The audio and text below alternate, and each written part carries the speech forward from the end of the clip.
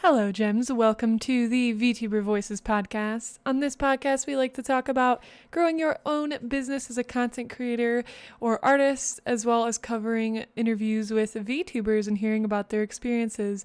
This will be our last episode today with the lovely Spats. We'll be talking about handling commission work, a little bit about Patreon ideas, why it is so important to support the creators you love, how being a streamer after hitting partner sort of changes, the 1000 True Fans theory, and lastly, how to know if you're actually friends with the streamer when you are the viewer. Lots of valuable topics, and this is going to be a very packed episode today. I hope you find some value in this episode. Have you ever had like different types of self-doubt with a specific commission you're working on, and how do you get through that? No, I would say this recent commission maybe because we initially planned it to be in a style that my style, but then Right. it changed to he wanted it exactly like the ref sheet, which was fine. Like it's something I could do, but it's just more boring, or tracing the artwork basically and separating it, which is fine. But I really emphasize when you commission me, you're paying for my style, and if you're telling me like I'll tell right away if someone's telling me to like change something entirely, or like not even just a little tweak, I'll be able to tell and I'll just cancel the commission. So Wow. But I haven't had that issue. So. And do you charge more for, like, how do you handle when people want like reworks or something to be changed? So I say in the sketch stage. So you can get as many revisions as you want in the sketch stage, and from there I'll be able to tell if you're a hell client or not. I'll be able to tell if you actually want my art, if you want me to work on your own style. So that's a good point. That's a good thing to distinguish. Yeah. After like when the coloring starts, I say no revisions. However, it's different for each. I think with live 2D models, I can take revisions of like color adjustments or things here and there because it's all pieces. Right. You can simply redo it. Yeah. Yeah. Like Chubi asked me to change a cut, like make the ears bigger. That was easy enough to do because I just had to lengthen the ear. I didn't even have to redraw it. I just, because the file size I draw is so high resolution, I can just literally lengthen the ear and it won't look weird in the program. So but yeah, like I'm pretty good at telling, like, and like even like in studio work, you're always going to get revisions no matter what, no matter how good you are. If they want it on model to whatever, if you did something really cool but it's like a kid's show, they're like, okay, tone it down because that's really good, but tone it. And it's like, okay, fine. You're gonna have to get used to revisions in working as if that kind of thing. Don't take the abuse of some clients here and there, but I've been very lucky. I think it helps that I have that professional background and people know that I've worked in, because they can't walk all over me. I know my worth and everything. Right. And I could tell that too, especially from your answers, that like because of all your studio background knowledge, it gives you a lot more better idea of like how to deal with things or answer things or deal with specific clients. That's so valuable.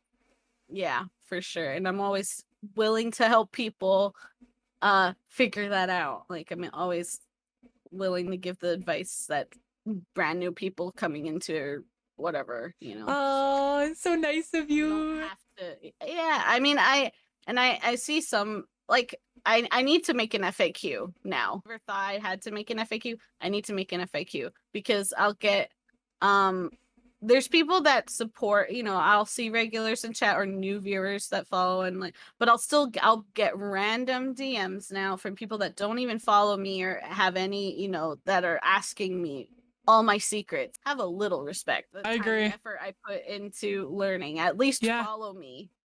Like, at least press the follow button. Yeah. That's all I ask.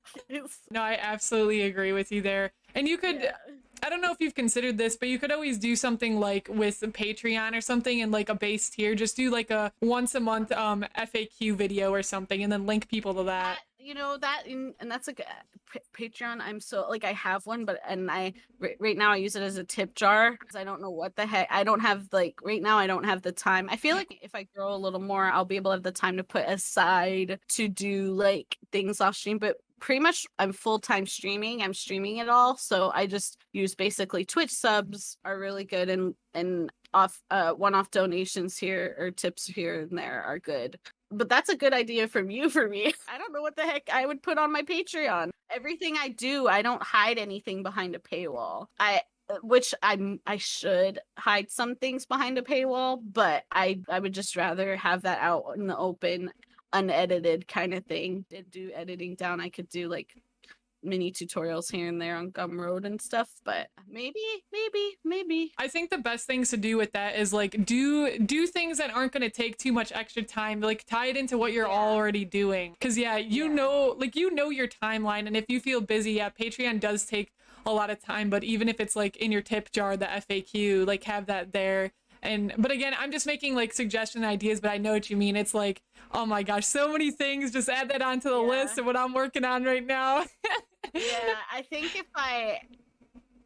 when I move like back to my hometown, I think when I move, I'll be able to organize my time better. I'm in a environment where I can make an office and everything, and like, because where I'm at is expensive right now, and I know I'll be able to afford more. And streaming has been way more helpful in paying things for me than studio work, because people are really generous. Yeah.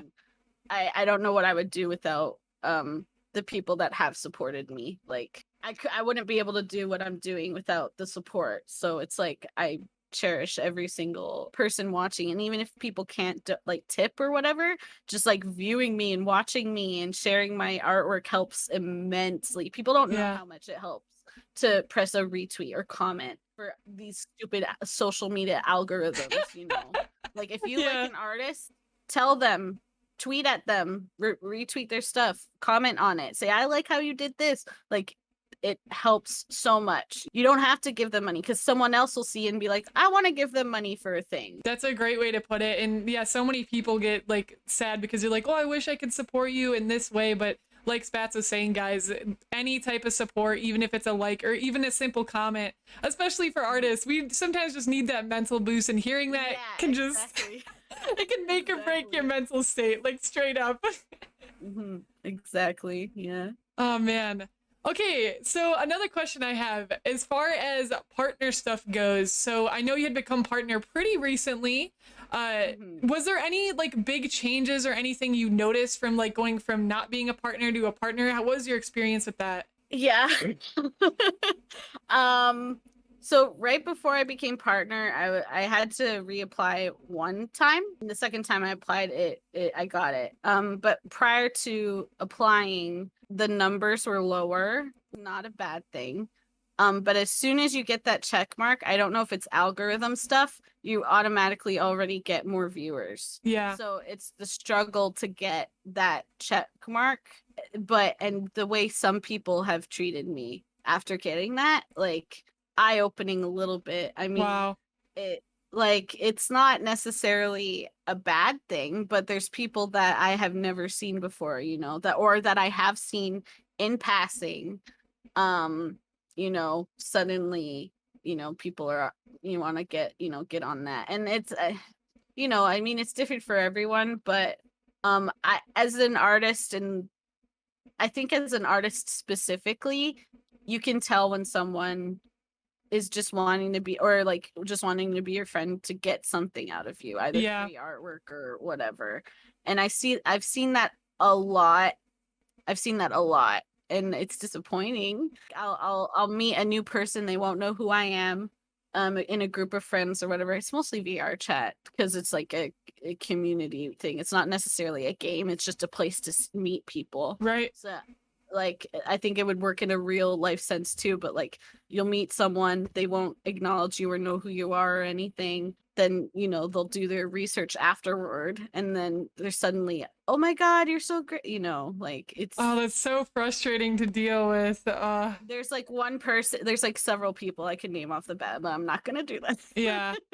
But like, it's like, there are so many people that are super talented and deserving of recognition and support, or like, you know, of like more people should be looking at these people that they don't, and it's just because of a check mark, you know. The perception of being verified on any kind of social media platform is like dumb. And I get so mad too, like this check mark has so much power over like us, and it's like it's just a check mark, bro. So exactly, it literally means nothing. Like it helps a lot, maybe getting like your like with algorithms and getting more eyes on you, but it's also like people need to stop focusing on popularity, you know, because like I'm not that big, but I'm able to make a living because of the support of the few people that are regulars and or like the people that share your work. So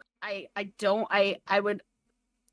would like to stay. I would like to grow a little bit more just so that I have that comfort of knowing there's going to be people that are commissioning me. Basically it helps for that. I don't think I could be able to handle 1,000 viewers normally or something like that. Like if that ever happens, I don't know what the heck I'm going to do. It changes at that point. Yeah, it changes the game entirely for you. And there's this theory, I don't know if you've ever heard of it before, but it's called the 1,000 True Fans theory. And basically what it is if you have 1,000 true fans who would contribute $100 or even $10 per month, $10 per month from 1,000 people, that's $100,000 a year. And that is more than enough compared to some people who are chasing like millions and millions. But if you really create a strong circle of community and a group of people who support each other, it's more than enough, honestly, for everyone to be able to contribute. I agree.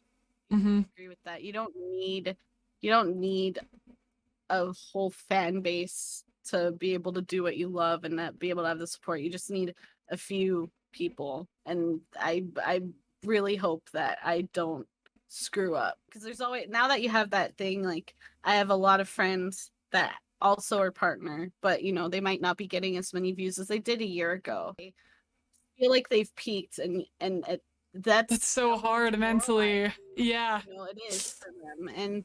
But like I feel like at the same time, you know, that's just online presence. That's just, you know, social media now. It's like a race to the top, but like you get too high, you're gonna fall it off. And I've seen plenty of people that get that or have been that are changed completely. Yeah. Like you say they change completely and they are not nice anymore, or it gets to their head. Are you afraid of that happening to yourself if your channel continues to grow like 500, 1,000 viewers? No. So you think you could maintain yourself through the chaos? I feel like my moral compass and everything that I have, I wouldn't stress me out a little more, or I'll probably have more opportunities, but then I'll be able to share that, you know, with my friends that deserve the recognition. I'll be able to shout people out. I'll be able to spread it rather than hoard it. Oh, that's so beautiful. I love that perspective. Good for you. Your strong moral compass. You know who you are. That's awesome. Super, super cool to hear. Viewers were asking, how do you know if you are actually like creating a relationship with a streamer, like if you're actually their friend or if you're just a viewer? Like what do you think about that? I will say that there are regular people in my stream or in other streams, you know, there's regulars you see, but if we're not talking outside of Twitch chat, we're not gonna, you see everything, like the chat sees everything the streamer does, you know? Yeah. But we don't see it. We see words on a screen. As much as we can see and appreciate your support, we don't know you as people. And that's where the parasocial relationship comes in. You can see and hear us, but there's so many of, even if it's just 10 people, that's 10 people that the streamer has to focus on. They're not gonna get that one-on-one time with each person. And I feel like you do not expect to become a friend to a streamer by being in their chat every day. Yeah. Because that's not it. It's harsh to say, but we can have a community and stuff in that. And maybe like if you join their Discord, you might have more one-on-one time, like just hanging out, like maybe movie nights and stuff like that. But do not expect to be friends with someone when they don't know you. And you also shouldn't push that on the person that you're watching, the content creator, the artist, whoever you're watching. You shouldn't put that on them, because there's so many, it's stressful. Like you find make friends with people that you're not fans of, because if you're a fan of someone, that there's already a power dynamic there, you know. There's already a power dynamic with the streamer. Like you look up to them, but like they don't know you. Right. That's some. I'm not saying there can't be that people can't form friendships with their viewers and stuff, but like there's still that power imbalance, and they still don't know you to the level that you know them. I agree with that too. And we can still appreciate our viewers. Like we can still appreciate the people that support us and care about them and hope for their well-being. But we also can't, you know, we're not going to know you like you know us. Don't expect it. Especially because creators are, I'd say, in a lot more of a vulnerable position than like people who are watching, because you're like always talking about your life and you're always talking about like trying to make those connections. So yeah, that's a really good viewpoint. I like that. Cool. So I will end on one last question here. So moving forward, what are some of your goals, your personal goals, just as an artist, as a content creator? What are you hoping that you can do in the future? I'm hoping I get faster at making models, because at the moment I kind of have like one model a month, give or take, that it'll take me to make a VTuber model. I think it's more just the speed and the motivation, and I feel like I'm not going to be too hard on myself right now because we're in a pandemic and there's a lot of mental health issues I'm even going through and my family's going through. Yeah, I think my goals is by the end of the year be moved back home, and try and have a proper kind of schedule. Right now I'm kind of just streaming when I wake up, or you know, so one week I'll be a daytime streamer, another week I'll be EU friendly, and I like that flexibility, but I also need a little more structure to be able to get things done. There's plenty of people that want to commission me, or future people that don't know they want to commission me, that want to commission me, and I'm just not at the speed I want to be. And I had to think back. I had to think, you know, I had to stop that mindset, because like it's quality over quantity. Be able to afford things, like I need to get at least one done a month, and try and maybe grow my channel aside from just streaming that. Like I want to rebrand, I want to add more to it. Like I want to get a 3D model done so I have more variety for people to look at. That's cool. And I want play more games, maybe do more with my community, like game night or something, or draw pile kind of stuff. Like there's so much time and not enough time. I would just like to be able to build more of a coherent community that I can, and I really like there's people that I really put an emphasis on lurking, because like a lot of people feel like they can't be there all the time or whatever, but if you're lurking, your view still counts and you're still supporting the person, and it helps with that algorithm. The more people, like, because unfortunately it's like they need numbers, but like I'll skim through, I'll see people that are always lurking even though they might not talk. I see them and I really appreciate just lurking around. It's really cool, like just to have people know that they're there, they'll support me no matter what, and my friends no matter what. It's really cool. So I just want to be able to create more. And I would say, since I'm an artist, I don't like saying the word content, because when you put the word content